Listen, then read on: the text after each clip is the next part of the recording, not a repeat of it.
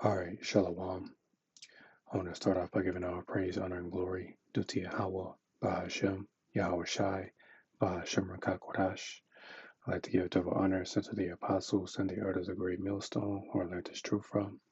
And I'd like to say peace and salutations unto the hopefully elect. And today is January 20th, 2025, Missile Monday. And I have this article from truthout.org, and it says Trump just inherited sole authority to launch nuclear weapons on a whim. So I'm just going to go into this article, and then we got a few scriptures. Lord willing, this lesson is edifying and straight to the point. Now, I won't read the whole thing, but there is a few key points that I will read and, leave this article in the description box. But it says, with 90 seconds, it's like with the doomsday clock set at 90 seconds to midnight, experts urge us all to re-engage with nuclear security issues, right? And this is, Trump when he was at Arlington. And as we know, today was his, inauguration as well. So it says the global security landscape has changed dramatically since Donald Trump's first term. But one thing that remains constant in U.S. presidential authority to use nuclear weapons. From the moment he takes the oath of office until the moment his successor assumes the presidency, Trump has the authority and the means to order a nuclear attack at any moment and for any reason if he chooses to do so. Dating back to the Eisenhower administration, the system that gives U.S. presidents the ability to launch a nuclear strike at a moment's notice revolves around what is known as the nuclear football. The football, formerly called the Presidential Emergency Satchel, is carried by a military aide who accompanies the president wherever he goes. As a backup, a second aide carrying another football follows the vice president. The bulky, black leather bound 45-pound aluminum satchel is believed to contain laminated sheets printed with dozens of nuclear war plans and options, instructions on communicating with the public during a national emergency, and secure satellite phone and a secure satellite phone, all intentionally low-tech and offline to avoid vulnerability to hacking or technical glitches. At all times, the president and vice president also carry sealed plastic cards, roughly the size of credit cards, informally called biscuits, for their resemblance to cookies in a foil wrapper. Officially called the Sealed Authenticator System, the biscuit contains alphanumerical authentication codes to be used by the president to verify their identity. For the duration of their term, President Donald Trump and Vice President J.D. Vance will be accompanied by the tools necessary to launch a nuclear attack wherever they go. Whatever they're doing, and Slakia said, wherever they go, whatever they're doing, there will always be a military aide with them, with the satchel, just in case. Stephen Schwartz, a non-resident fellow at the Bulletin of Atomic Scientists, told Truthout. Says Schwartz, who has closely followed the nuclear football for years, says that prior to taking the oath of office, the incoming president and vice president receive a briefing from a military aide, possibly representing the Joint Chiefs of Staff, who will present an overview of their nuclear responsibilities, including how to communicate a nuclear order to the National Military Command Center and U.S. Strategic Command. That briefing may be the first and only time the president delves into nuclear war planning. Schwartz calls this system in which those who are trained to follow orders are far removed from the person making the decision to launch an attack that could result in tens or hundreds of millions of deaths. Precarious, the nuclear football, though in Slovakia, though, is central to the US's nuclear deterrent strategy, sending a powerful message to the world. Under the doctrine of sole authority, the president alone, with no constraints or requirement of consultation, can order a nuclear attack at any moment, Slovakia at any time, against any target for any reason. The president has the option to select from dozens of nuclear war plans to either initiate a first strike or respond to an incoming attack from any location, raising the question, should any human being have access to or responsibility for this kind of destructive power? So again, I'm just going to skip this part, right here. They're just giving a weigh in. But again, this is serious, man. And every president really since World War II, or really since the development of these nuclear weapons, but I'll just say, during World War II, ever since the first, nuclear weapons were used on Japan, every president since then has, launch codes, or just like it's going into in this article, they have a military aid with them, with those particular documents, to give the president access to, you know, carry out a nuclear attack or respond to a nuclear attack. You know? So jumping down, it says 90 seconds to midnight. In 2023, the Bulletin of Atomic Scientists announced that it had advanced the hands of the doomsday clock to 90 seconds to midnight, symbolizing humanity's closest proximity to global catastrophe. Sharon Squazzoni, a research professor of intercontinental affairs at George Washington University, who served on the Bulletin's Science and Security Board in 2023, told Truth Out. For many decades, Americans have been fairly complacent about the trust they placed in American presidents not to get us into a nuclear exchange. Well, regardless if it's the president, we know that ultimately, the small hats over there in the land of Israel, they're really going to be the ones to, you know, start a nuclear war. It's going to start over there. Then eventually, Russia and America are going to step in on behalf of their allies, you know. So it says, if you believe in democracy, you believe that the public has a right and responsibility to engage on all public policies, Squazzoni said. I can't think of a more important issue than what we do with nuclear weapons. As the only country to ever have used nuclear weapons in war, I also believe the US has a special responsibility to reduce those dangers, which they won't and they can't. You know, it's even biblical prophecy that, these other nations that have these weapons, they're gearing up. Now, do they have as many weapons as the United States and Russia? No, but they're not going to reduce those dangers, man.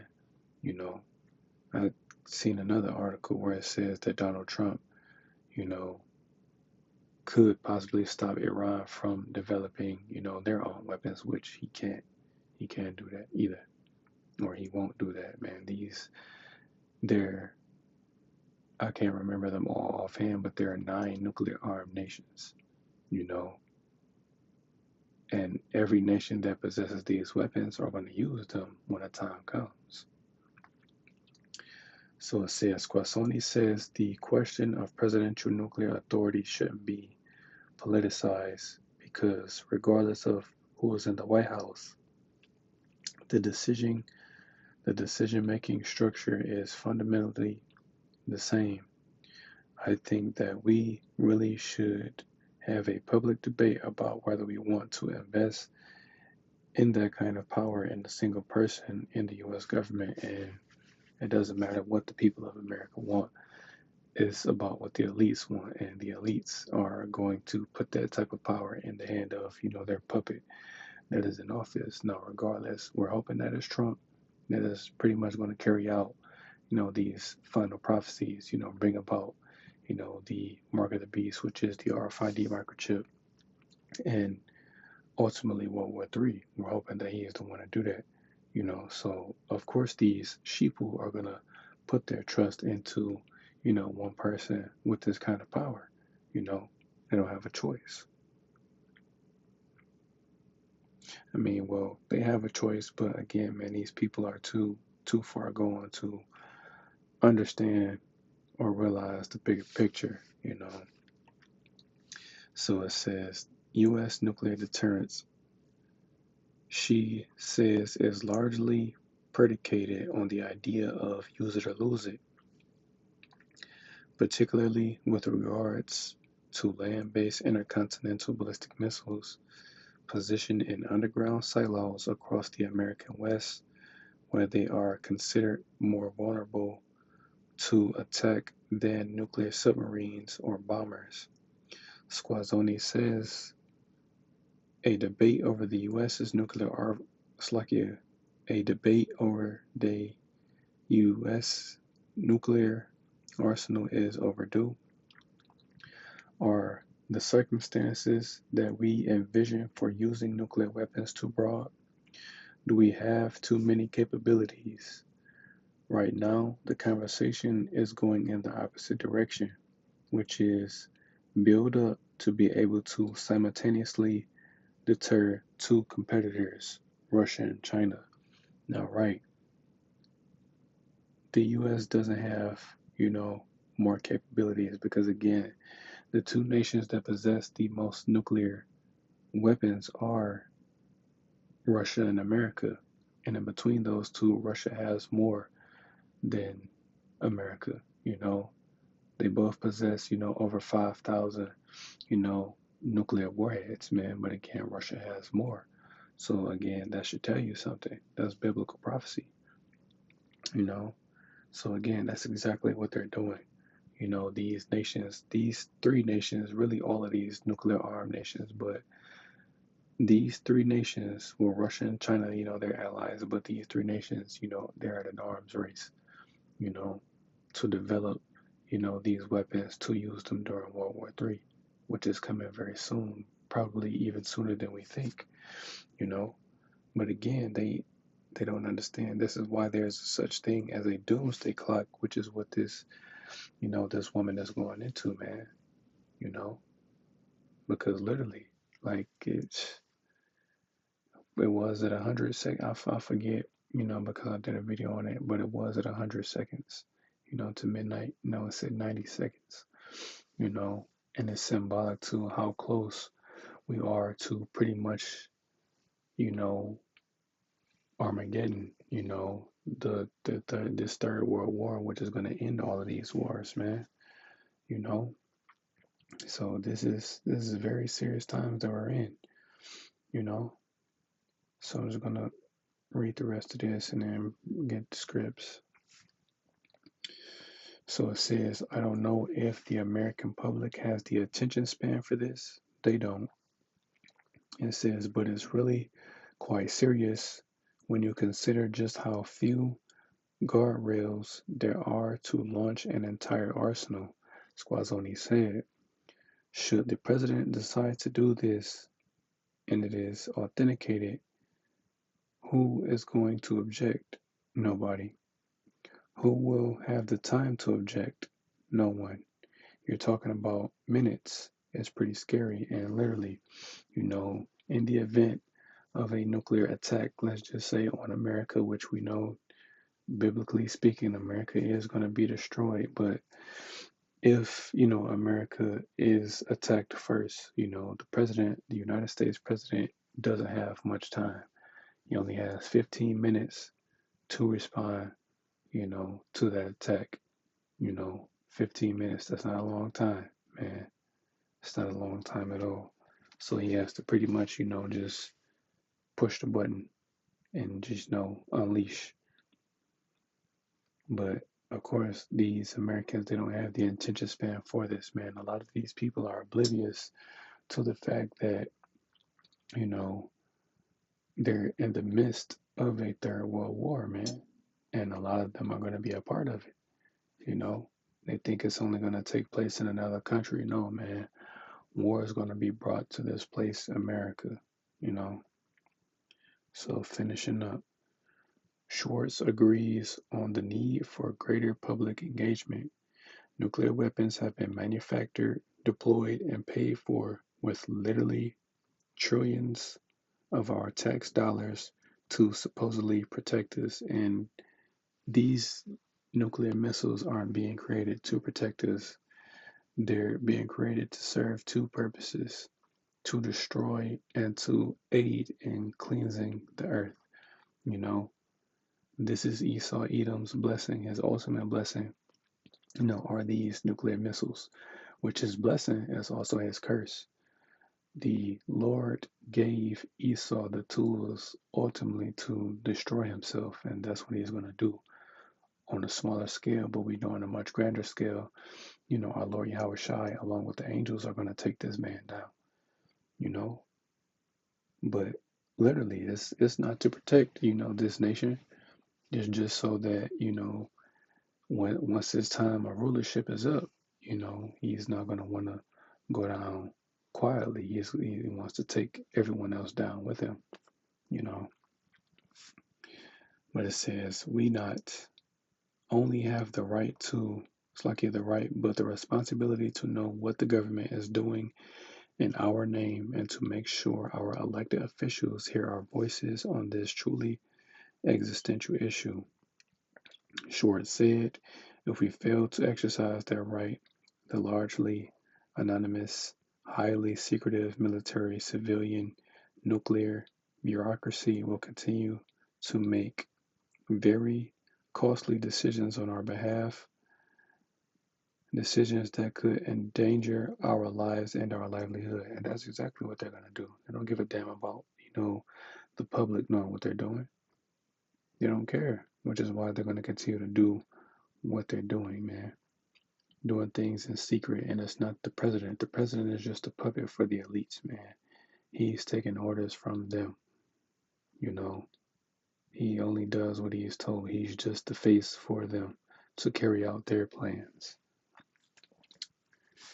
So it says, according to the newly published figures, the United States currently maintains a stockpile of roughly 3,700 warheads with a total inventory of approximately 5,177 nuclear warheads, including those in reserve and others awaiting dismantlement. So, if this is the current number of, because remember this individual, this is from 2 years ago, but those numbers may have increased slightly, but then again, it may be the same. But overall, America and Russia have the most nuclear weapons. We are in the midst of a third world war, and no, the government isn't going to inform the public of what they're doing. And they operate in secrecy, man. They want the people to be unaware of what they're doing. They're not going to tell us, what they're really up to, you know. This is why, we pretty much have to watch to see what they're doing, man. But we already know what they're up to. We know what the end game for this place is going to be: destruction. So, I'm not going to make this one too long. So, I'm going to start in the book of Isaiah, chapter 54, and verse 16. It says, behold, I have created the smith that bloweth the coals in the fire, and that bringeth forth an instrument for his work. And I have created the waster to destroy. And the modern day blacksmiths you know, that are developing these weapons are these scientists and physicists behind, developing and creating these weapons, man. You know, the Lord bestowed that knowledge unto them to be able to bring forth these weapons of, you know, war, because that's what a blacksmith does. They make weapons of war, man. And that's what these scientists, these modern day smiths are doing, you know.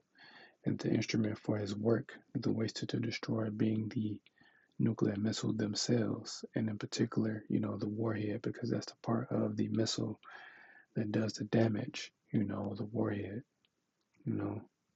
So staying in Isaiah, I'm going to jump to Isaiah chapter 9 and verse 5, and it says, "For every battle of the warrior is with confused noise and garments rolled in blood, but this shall be with burning and fuel of fire." So, right, World War III, this coming Third World War is not going to be a traditional war where you will have men on one side of a battlefield, men on the other side, charging each other in the center, with weapons of war, swords, spears, shields, bow and arrows, things of that sort, you know, hand to hand combat, if you will.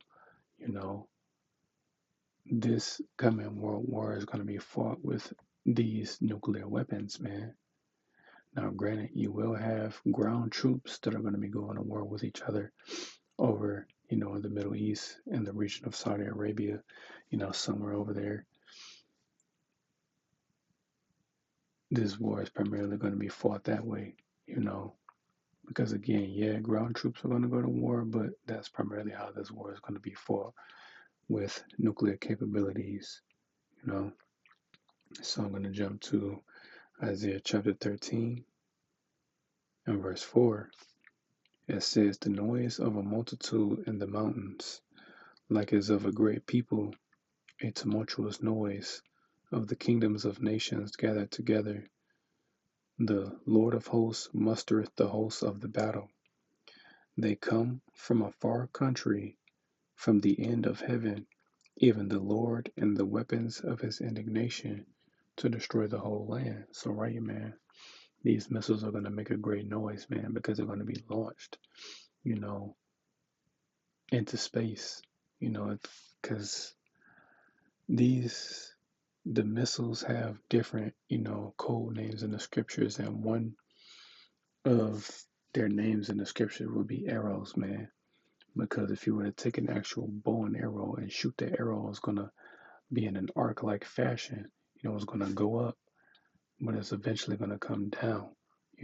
Because you can shoot it directly in the air, but eventually, the arrow is gonna turn and come straight back down, man. It's gonna be launched in an arc-like fashion. They're gonna leave the Earth's atmosphere, get their specific, trajectory, it's like, yeah, trajectory, you know, their specific coordinates, and then they're going to return to Earth on fire because they're going to be traveling, extremely fast, you know. And as it says, they come from a far country. So, again, man, the bulk of these nuclear missiles are going to come from Russia, you know, with the aid of China, North Korea, Iran, these different, nuclear armed nations that are allies with Russia. They're going to aid in that destruction as well. But, they're going to be launched from one end of Earth to the other, man, you know. And as it says, these are the weapons of the Lord's indignation, right? Because, yeah, Esau, Edom's blessing is the sword, but these are really the Lord's weapons, man, you know. His weapons, the weapons of his righteous anger, because that's what indignation means, man. That righteous anger. Because the Lord is going to take this man down because he is destroying the earth. You know, it's like it says in Revelation, I forget the chapter, it may be at the end of Revelation chapter 18, where it says he will destroy those that destroy the earth, you know. Well, I'll just grab it. Let me see.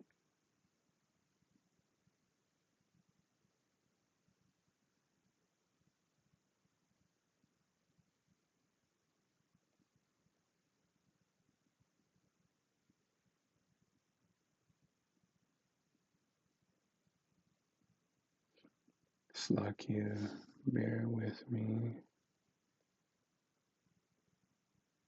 Or did I say 18? So Slakia, Revelation chapter 11 and verse 18. It says, and the nations were angry, and thy wrath is come, and the time of the dead, that they should be judged, and that thou shouldest give reward unto thy servants the prophets, and to the saints, and to them that fear thy name, small and great.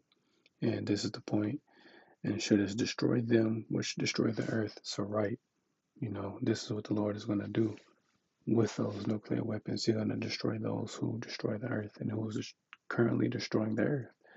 Edom, the so called white man. He's destroying the earth, man. And this is why he's going to be taken out of power in a violent fashion, because he came into power by way of violence and is going to be taken out of power by violence, right? And while I'm in Revelation chapter 11, I'm going to get Revelation 11 and verse 14. And it says, the second woe is past, and behold, the third woe cometh quickly. And indeed, man, we're seeing that. Those of us that are in the know, that are keeping up with these, current events, man, we clearly see that the world is in the midst of a third world war. The people of America are oblivious to the fact that, this is going to happen probably again sooner than we think. We just have to wait and see exactly how soon, but we know it's near, man. This coming third world war is near. You can feel it, man. And a lot of people, just like it says, are going to be, caught off guard, So let me see if I can remember.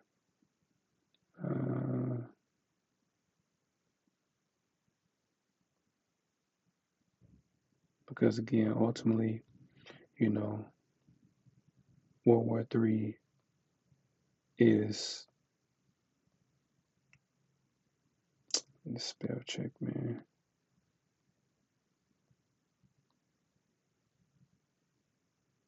All right, fine, let me see.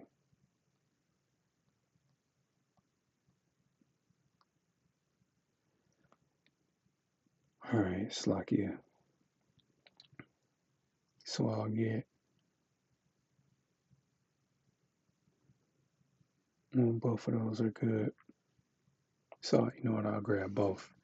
First Thessalonians chapter 5 and verse 2, and it says, for yourselves know perfectly that the day of the Lord so cometh as a thief in the night. So right, man. The day of little Slakia, the day of the Lord can come at any time, man. Which is, World War III, and also the second coming of our Lord Yahweh Shai, man.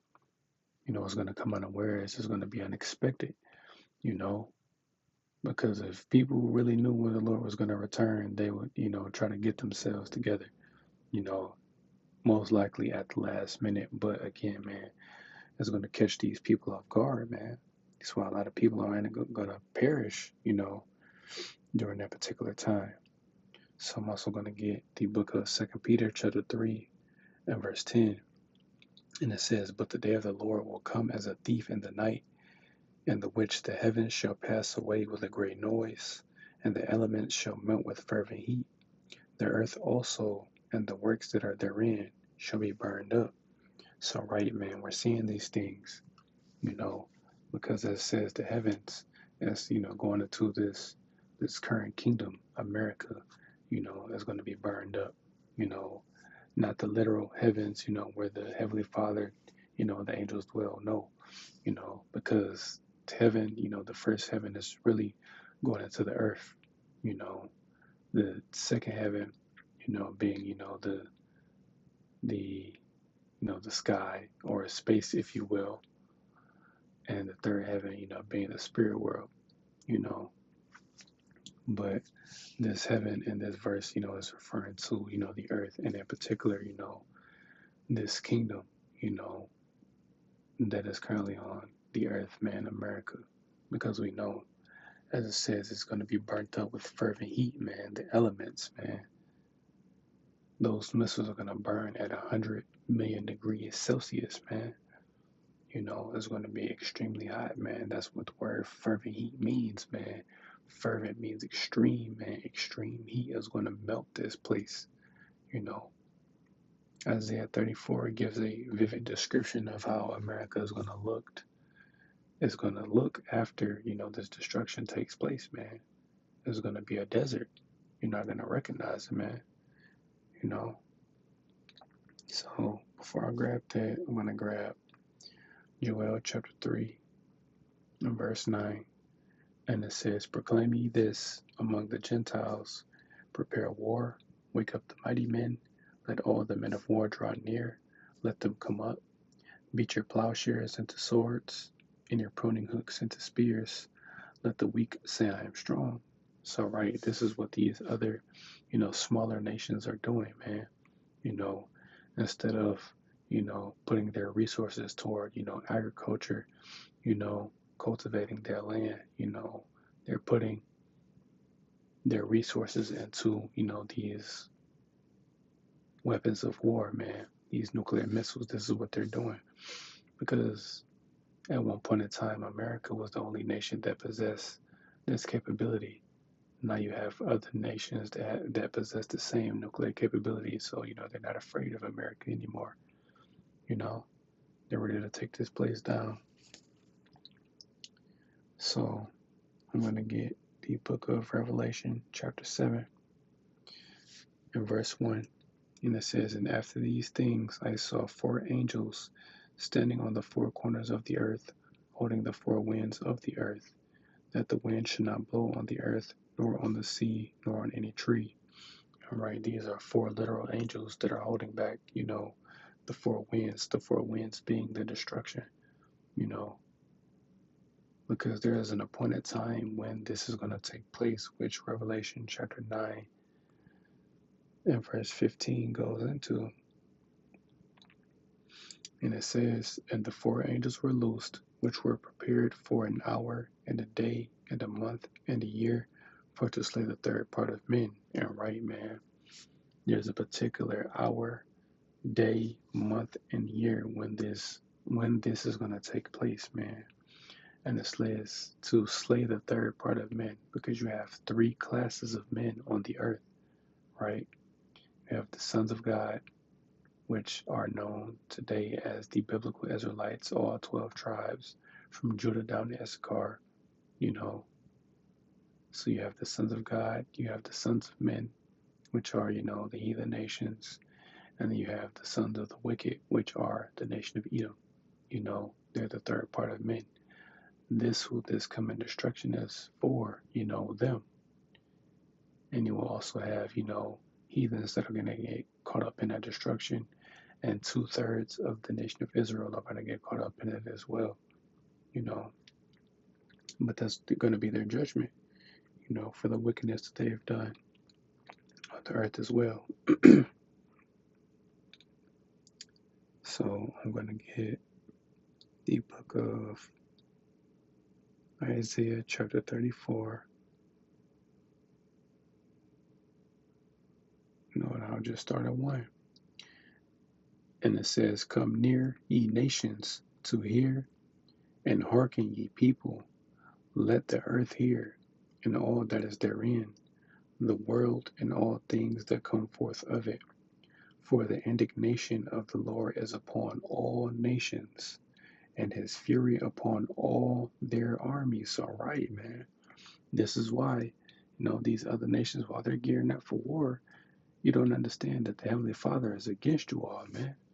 And this is what he's doing. He's going to gather you all in the valley of Jehoshaphat, which in the Hebrew will be, Yahweh Shabbat, which means Yahweh's judgment. He's going to gather these nations in the valley of Jehoshaphat to destroy you all, right? So continuing, it says, He hath utterly destroyed them, right? That's what he's going to do. He hath delivered them to the slaughter. Man.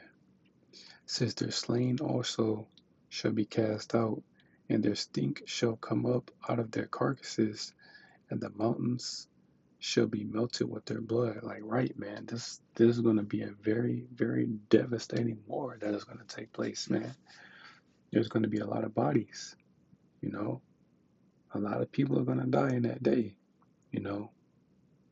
Verse 4, and it says, And all the host of heaven shall be dissolved, And the heavens shall be rolled together as a scroll, and their host shall fall down as the leaf falleth off from the vine, and as a fig falling, Slakia, and as a falling fig from the fig tree. All right, man.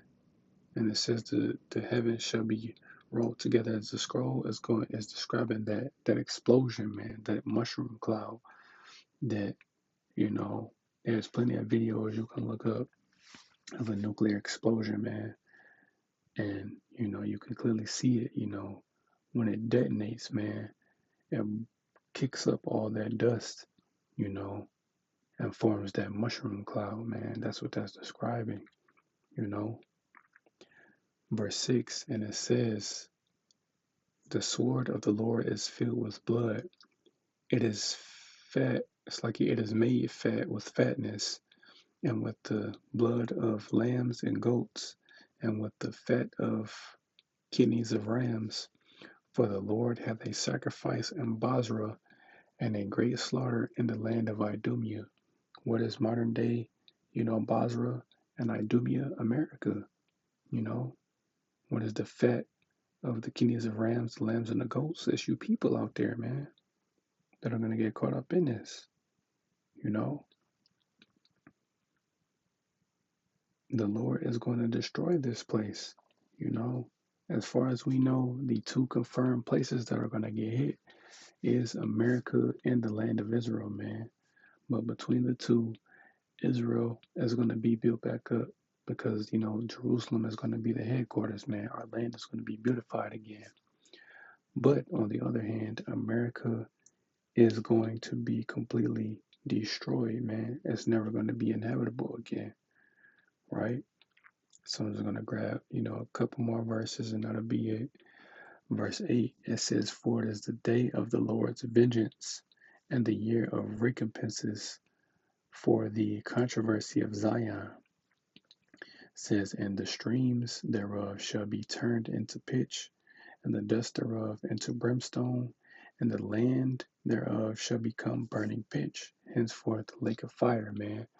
This entire land is going to be, engulfed in flames from New York to California, you know.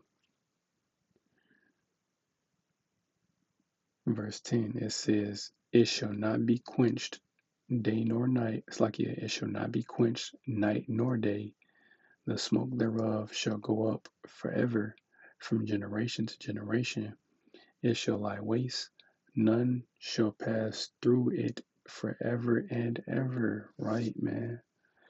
America is going to burn for a very long time because, there's a lot of, you know, gas pipelines, oil, you know, this place is going to burn for a while, you know.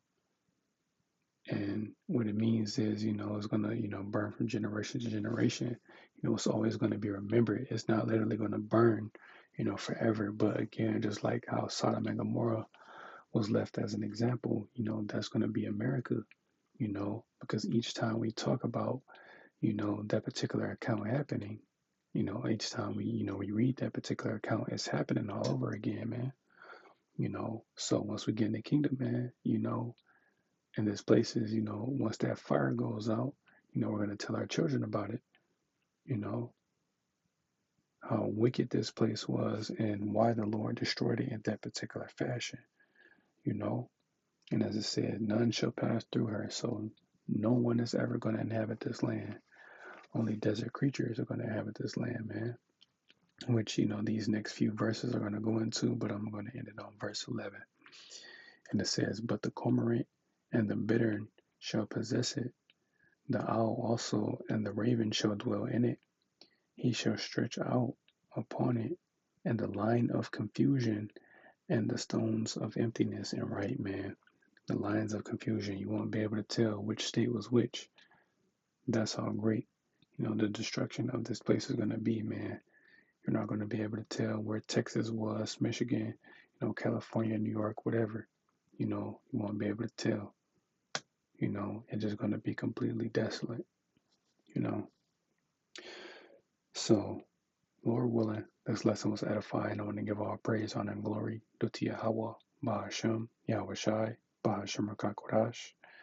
I like to give double honors unto the apostles and the artists of the great millstone, who I learned this truth from, and I like to say peace and salutations unto the hopefully elect.